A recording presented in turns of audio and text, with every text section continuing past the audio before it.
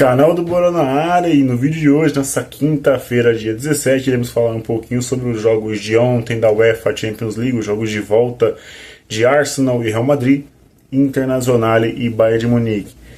Meus amigos, não teve remontada, não teve a mística dessa vez não superou a realidade e o Arsenal deu mais um totó no Real Madrid e se classifica fazendo 5-1 no agregado, destruindo o rei da Champions, o rei da competição, o dono da competição, despachou, mandou para casa, e o Arsenal manda um recado para quem não colocava o Arsenal entre os favoritos.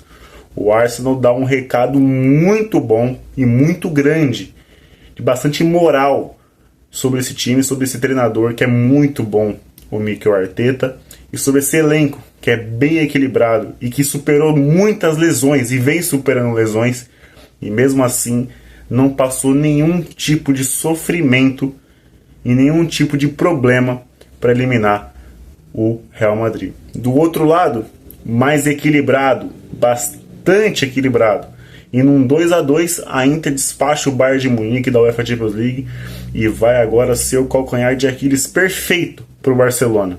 Vamos falar um pouquinho desses jogos? Like no vídeo, se inscreva no canal que é muito importante e siga a gente em todas as redes sociais. Vamos lá, rapaziada. Eu vou começar pelo jogo que eu assisti, tá? Que foi Real Madrid e Arsenal, tá? Eu tava bem empolgado por esse jogo aí, porque a gente fica na esperança de ter uma emoção, né? E o Real Madrid queria essa remontada aí, quem sabe, né? Podia ter um jogo muito emocionante, mas não foi nem de perto essa emoção. Sabe por quê? Porque o Arsenal jogou uma partida muito madura, muito de gente grande, muito honesta, muito digna, né? O Arsenal jogou uma partida com um adulto. Em nenhum momento sofreu no jogo. Tá? Vamos lá, eu vou colocar as estatísticas aqui, tá? Vou colocar primeiro as formações táticas, tá? O Real Madrid veio com Courtois no gol, um dos personagens dessas quartas de final, né? Lucas Vazquez na lateral, Asensio, Rudiger e Alaba, Valverde, Tchouaméni, Bellingham, Rodrigo, Mbappé e Vinícius Júnior. Formação titular do Real, tá? O Arsenal, por sua vez, veio com Raya, Timber, Saliba e Kivior, Lewis Skelly, Rice, Partey, Odegaard, Saka, Merino e Gabriel Martinelli, tá? Começo do jogo, você vê que o Real Madrid tentou sim colocar uma pressão, né? Você vê que o Real Madrid tentava ir pro ataque, mas sem efetividade. O Raya, na minha opinião, não fez uma defesa no jogo assim que a gente pode falar assim, caraca, o Raya defendeu pra caramba, fez milagre, segurou o resultado. Não. Tanto que, ao contrário, os lances mais perigosos do primeiro tempo são do Arsenal. Algumas defesas do Courtois, e num escanteio, tenta ser meio que olímpico, o Courtois encaixa, mas depois de um tempo a gente vai rever a jogada. O Asensio faz um pênalti infantil em cima do Merino, se eu não me engano, né? Merino? Isso, acho que foi do Merino, né? Faz um pênalti muito bobo no Merino. E o Saka tem a oportunidade de praticamente fechar o caixão mais do que já estava fechado, né? Fazer o 4-0, mas ele vai cavar no canto no Courtois. E o Courtois cresce, faz uma boa defesa. Pô, cavar no meio já é uma muito arriscado. Agora você cavar no canto contra o Courtois, meio que loucura isso, né? O Courtois defende, aí eu falei, caraca, o Real Madrid, mano, a mística, o Courtois defendeu um pênalti, pode custar caro pro Arsenal. O Saka arriscou, o Saka correu risco, mas aí depois tem o pênalti do Mbappé, que não foi absolutamente nada, e o VAR demorou 5, 6 minutos para decidir. O cara vai, depois de 5 minutos escutando, ele vai no VAR para olhar, demora mais um tempão, e aí sim ele anula o pênalti, porque não foi nada. O Rice chega a correr o risco, mas ele não faz o movimento até o final, ele larga, o Mbappé se joga pro lado errado ainda, cavou muito mal o pênalti do Mbappé. E aí eu falei, eu acho que não vai dar mesmo não tava com cara de remontada, tá? Então, o primeiro tempo do Real foi bem fraco para quem queria, pelo menos fazer um gol no primeiro jogo para botar fogo na partida, né? Não teve. Vou colocar as estatísticas do primeiro tempo. A gente teve 68% de posse de bola do Real Madrid, 32% de posse de bola do Arsenal, 6 finalizações a 5 para o Real Madrid. No gol foram 3 do Arsenal e nenhuma do Real Madrid. Chances claras, uma do Arsenal, que provavelmente aqui está contabilizando o pênalti. 4 escanteios a 3 para o Real Madrid. Passes certos, 85% do Real Madrid, 76% do Arsenal. E 2 cartões amarelos pro Real contra 1 do Arsenal, tá? Virou o tempo, e aí a gente imagina, pô, o Real Madrid agora vai tentar fazer um bucedo. E o Real Madrid vai, e não consegue fazer nada. Só chuveirinho. O Real Madrid jogou no chuveirinho. Isso é muito pequeno para um time do Real Madrid. Por suas qualidades técnicas individuais, né? Mostra como o trabalho do Ancelotti esse ano é pobre, como o time não se reforçou e as lesões atrapalhou. Quis colocar na mesma moeda, quis arriscar o dobro, né? Ano passado deu certo com os desfalques, esse ano vai também. Só que esse ano você não tinha um Kroos, você perdeu o Carvajal cedo, né? Você não reforçou, você contar com o Lucas Vazquez no lateral. Desculpa, mas é um jogador que, se você olhar o nível do Real Madrid, a grandeza do Real Madrid, o Lucas Vazquez não pode estar no Real Madrid. Essa é a minha opinião. É um jogador bastante limitado. Sempre foi limitado. Ele já foi muito útil, mas ele sempre foi um jogador que, quando precisou, ele ficou devendo, porque ele é uma qualidade técnica bastante mediana para baixo, né? Você tem que colocar, às vezes, o Tchouaméni na zaga, você tem que colocar o Valverde no lateral, que é o que ele faz depois, né? Ele tem que colocar o Valverde no lateral, porque ele faz as mudanças, vem o Endrick, o Mbappé sai lesionado, o Rodrigo inexistiu nessa semifinal, nessas quartas de final. O Rodrigo me irrita profundamente, porque o Rodrigo, ele não se mostra incomodado com o jogo. Ele não participa de confusão, ele não tem sangue, é muito comodismo do Rodrigo. Tá aí o Arsenal só aqui, ó, no totó, pum, pum, pum, pum, até que no segundo tempo, vou colocar as estatísticas do segundo tempo aqui, porque aqui parece que o Real Madrid deu uma crescida, né? Mas é bem ilusória, né?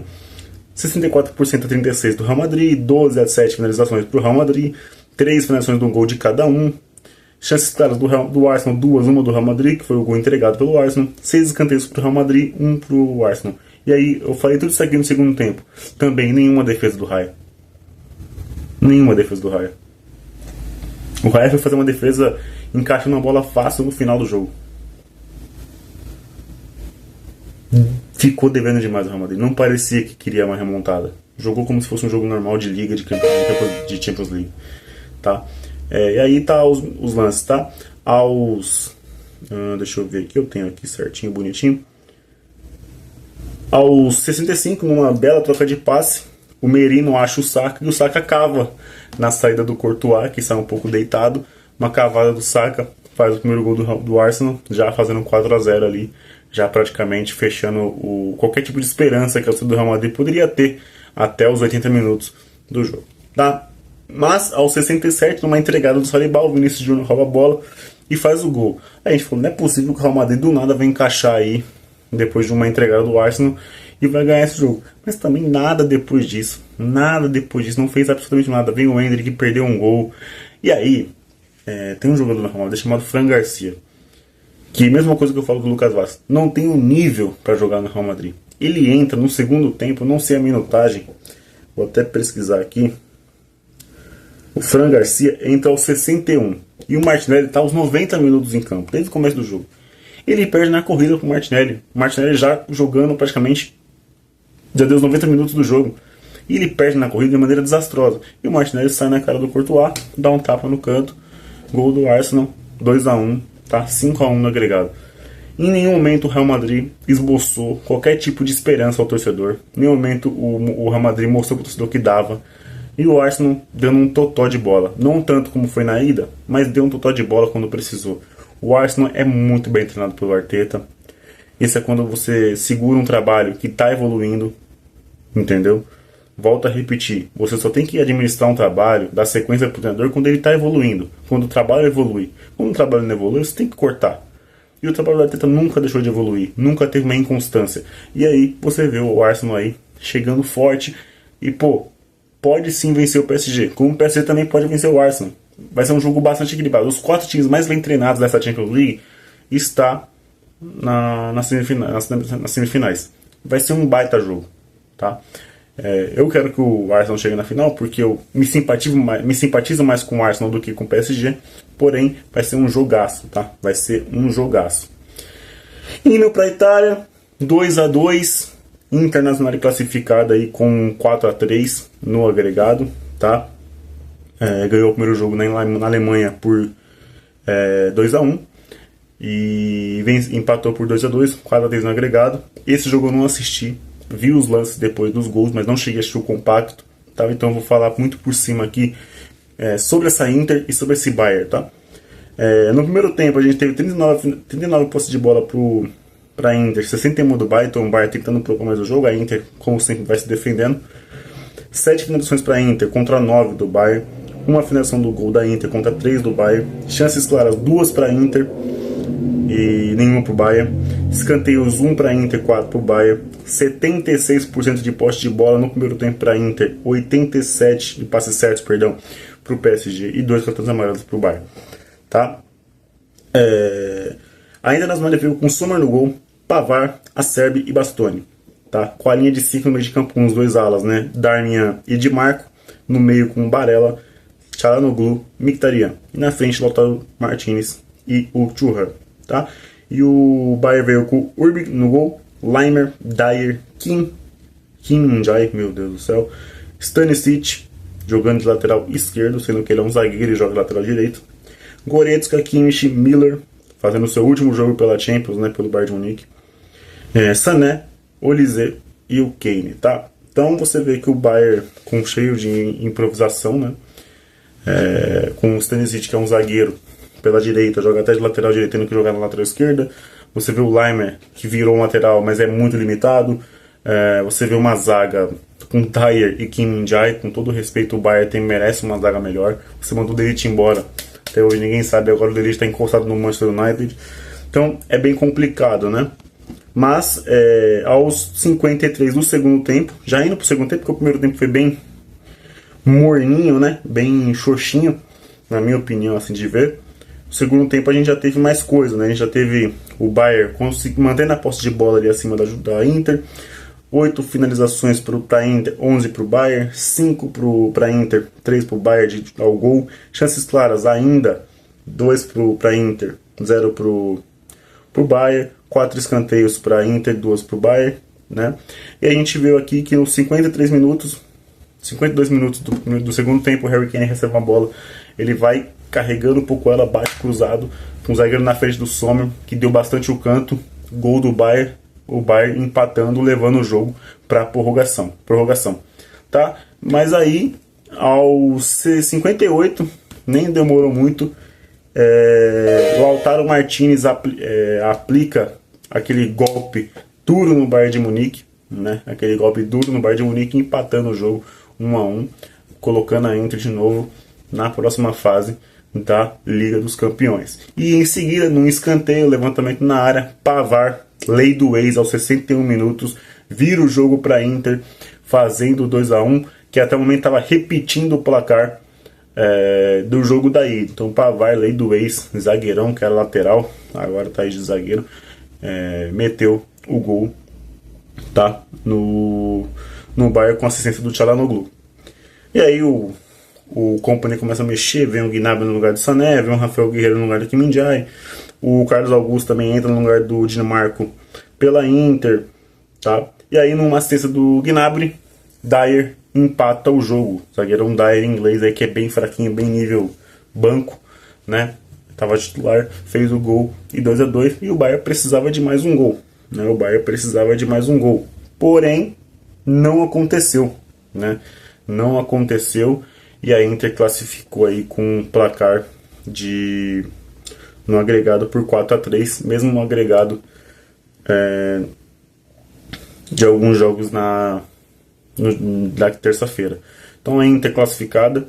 E falando sobre essa Inter, eu acho que essa Inter é perfeitamente o calcanhar de Aquiles de PSG e de Barcelona, tá? É uma equipe que se defende muito bem e ataca, quando ataca é letal. Ela tem uma linha de meio de campo muito poderosa. Quando ela precisa jogar no contra-ataque, ela sabe jogar no contra-ataque. Quando ela precisa ter a bola, ela sabe ter a bola e se defende muito bem. É a melhor defesa da Champions League ao lado do Arsenal, um pouquinho melhor que a do Arsenal ainda. E eu acho que ele é o calcanhar de Aquiles perfeito para PSG e Barcelona, tá? Então eu acho que essa Inter, ela não é apontada como uma favorita, se você nas casas de apostas, mas ela tem que ser valorizada. E essa Inter pode ser, sim, campeã dessa Liga dos Campeões. Porque você tem um setor defensivo muito bom, você tem um goleiro muito bom, você tem uma linha de meio de campo muito boa, você tem dois caras na frente que resolvem, tá? E eu acho que ela é o oponente perfeito pro Barcelona na semifinal. Vai ser um jogão. E eu acho que a Inter tem totais condições de chegar à final. Como o Barcelona também tem. Mas eu acho que a Inter tá um pouquinho à frente do Barcelona pelo seu estilo de jogo. Eu acho que ela é o algoz perfeito do Barcelona. O que vocês acham? Quem vai chegar na final? Quem vai ser campeão? Comenta aí embaixo. Quem passa? Arsenal ou PSG? Eu acho que passa o Arsenal.